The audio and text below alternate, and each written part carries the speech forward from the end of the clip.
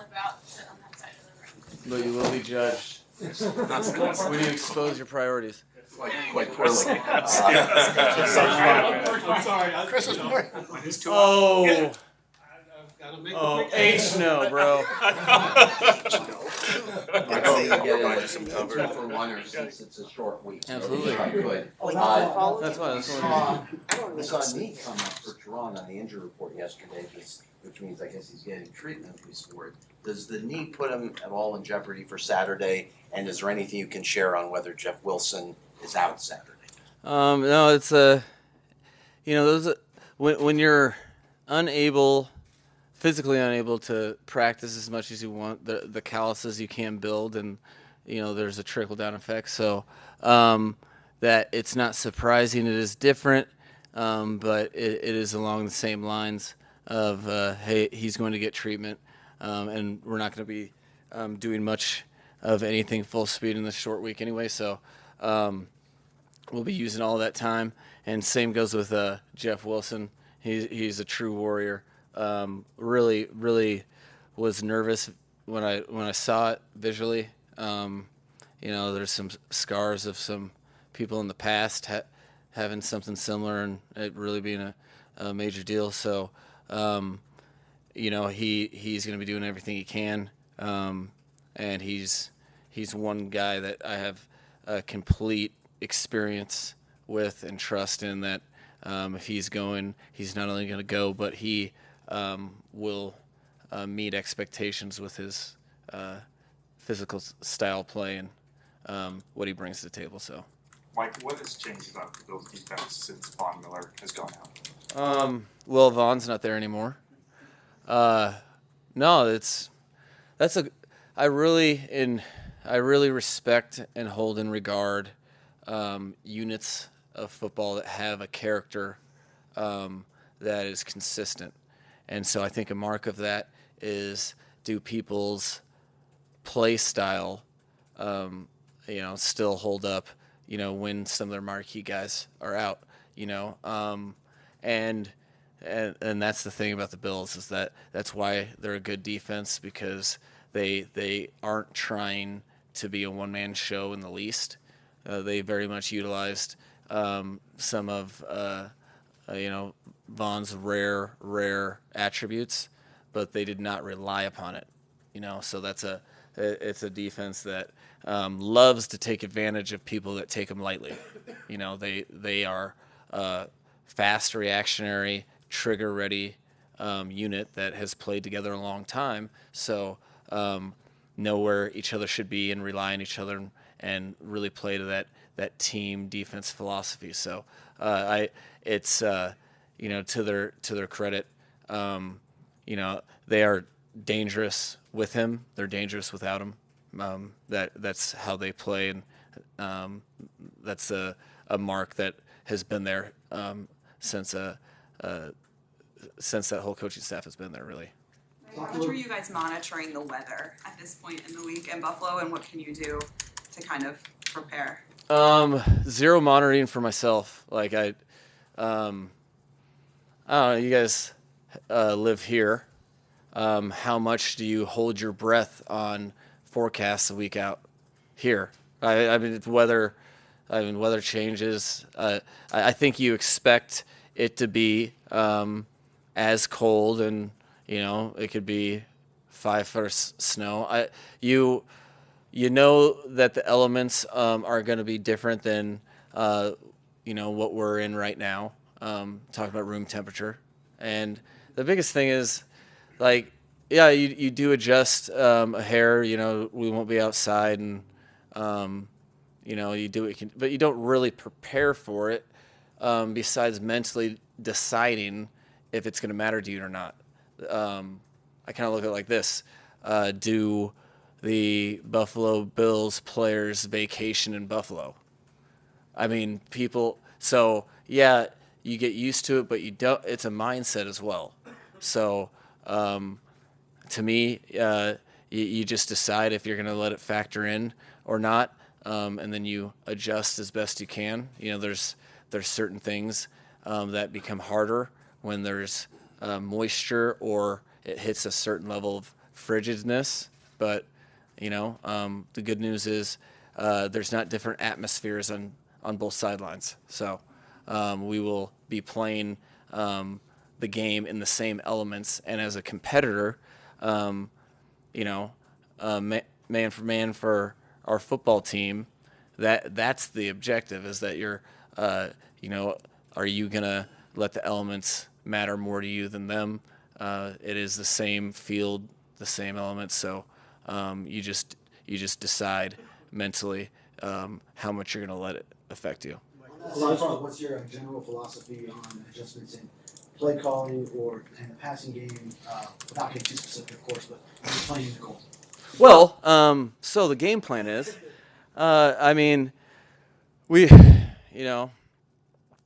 we try to change it up, and philosophically, I think it does. It's easier to win the games if you score more points than your opponent in cold weather games, but warm weather games as well. All games. I think you have to.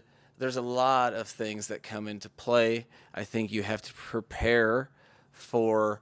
Like me personally, I prepare for the whole spectrum. I'm not going to sit there and be like, hey guys, sorry, I didn't know. Like, that's not, I don't think that's appropriate or doing my job. So you have contingencies. Philosophically, I think you have to very much take every situation super independently. What are, live in the second quarter, what are we able to execute? And not just saying did things work or not, discerning, well, this is, or you might know pregame, these are things that you just have to adjust. And again, you try not to, if the certain elements say that, hey, you can't do one thing, like it's literally impossible, then I probably won't do that thing. What is that thing? Quarterback sneaks.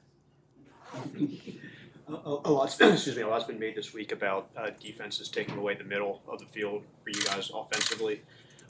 What have you seen when you watch the tape? Has it been different than what teams have done against you schematically, or just the plays were there that you've made in the past and weren't this past 2 weeks? No, quite honestly, I think if you went by percentages and stuff, it wasn't that the Chargers did anything that we hadn't seen. It wasn't that they what they were was hyper competitive. They played as good as they've played all year, and we were far from that. And they out-physicaled us, but it wasn't because they were doing this cheat code. It was because players were executing their plan.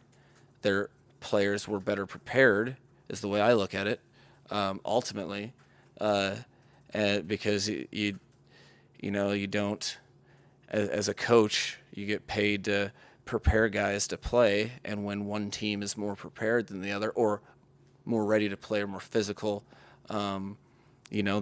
that's something that you have to look at in how you prepared them for that moment. So there was times when they were rerouting us and out physicaling us. There was times that I think our biggest play of the game was against Bump. Like it is, they just came to play and didn't drop any coverage. Their one-on-one matchups in the rush won, and they took advantage of us not being on, and did it in a real way, which was hopefully humbling to the entire offense and the team in general. Real quick follow-up, if I can. When you have a team playing a bunch of inside leverage on you as an offensive coach, what do you tell your quarterback to do? Don't throw it inside. The only time he listened to me was when Tyreek had a 55 or 60-yard touchdown. Finally, and then I stopped giving the advice. Apparently, no. It's there's not a defense that I don't look at like what our offense is. We have route trees and we have protection schemes, but I'm looking at the defense every week. I'm not attacking. I'm not saying this is what we do.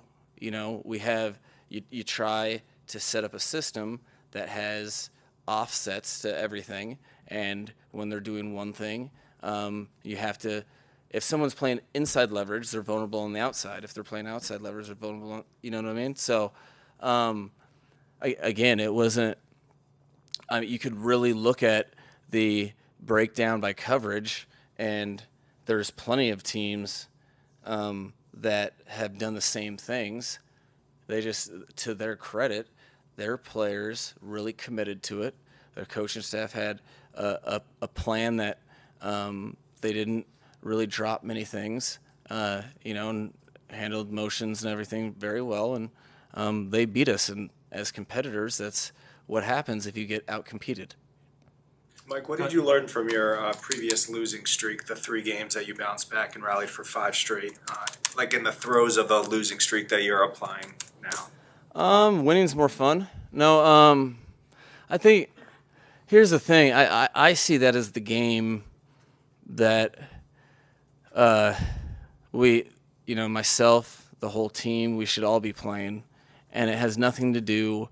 Like you can hide in results. You can get disillusioned in results. You can be losing games and getting better. You could be winning games and getting worse. So it's a bottom line business, but you're also trying to continue to progress.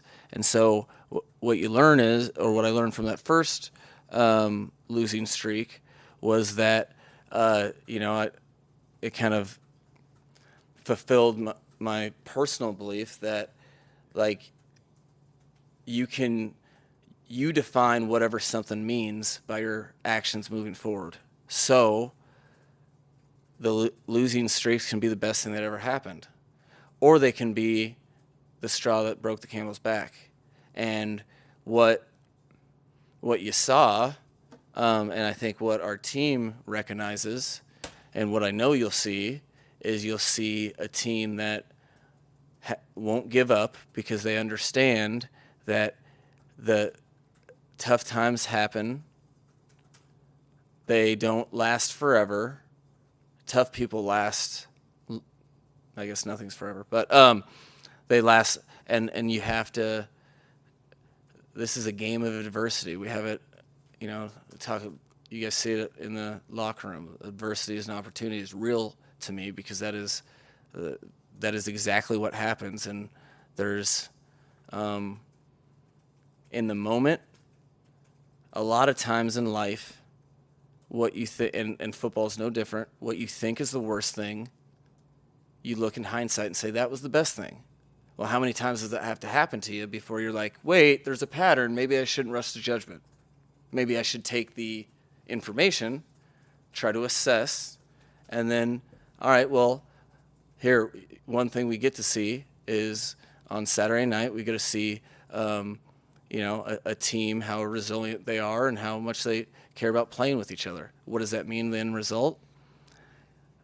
I want to see our guys completely compete and stay together because I know how much they put in for those last 2, and it's tough when you put in a lot and you get the exact opposite in return, but that's football. That's why it's fun to win. That's why everyone's chasing that trophy, because that winning's hard, and the longer you go into the season and when you play really good teams, the harder it gets.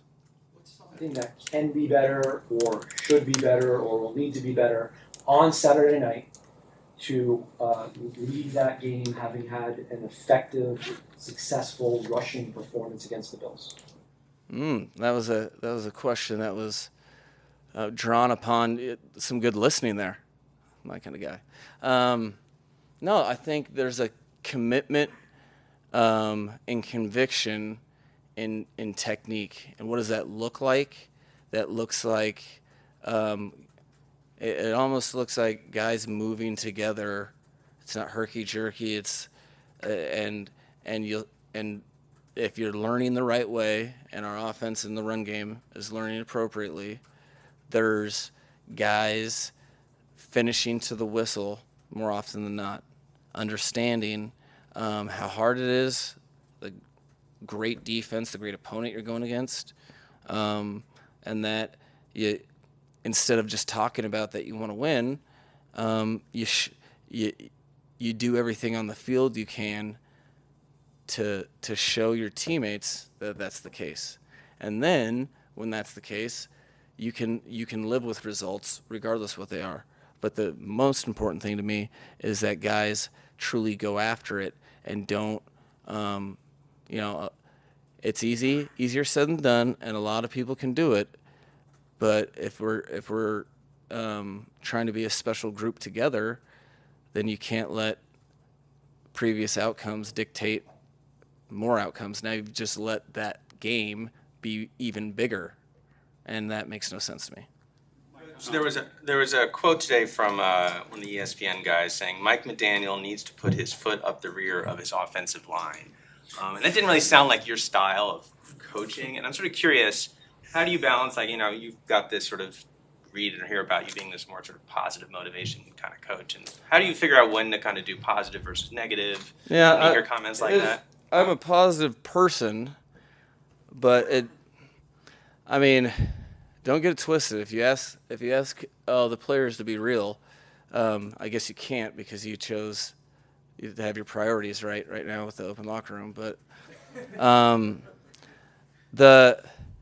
it's not about, like, I'm positive because I recognize that things are so adjustable now and moving forward. I am extremely not critical, but I hold people accountable in group settings to a fault, only because what bothers me is intent and preparation. When that is an issue, that's when there's times that the team has seen it. It doesn't happen a ton, but it's because they don't give me that option too much. That's where I lose. That's where the venom comes out, and I get pissed. But like, if they need me to get mad at them to do it right, it's not the guys I want. I want to teach them, but you can only, like, at some point guys have to come together to be your best. You have to want to, and you can do as much as you'd like, and maybe it makes you feel better if you scream at somebody, but like, I want to have something that will help somebody, and it's not because I'm trying to be nice to them. It's because I'm trying to coach them, and I'm not don't worry or lose any sleep when people's intent and their preparation is off. Yeah, I don't hesitate, and that's where I guess my foot goes places. I don't know, but other than that, it's more about being productive in my responsibility to them as a coach. Mike, what did you tell Tua about running with the ball since his return from the concussion, and what did you think last game?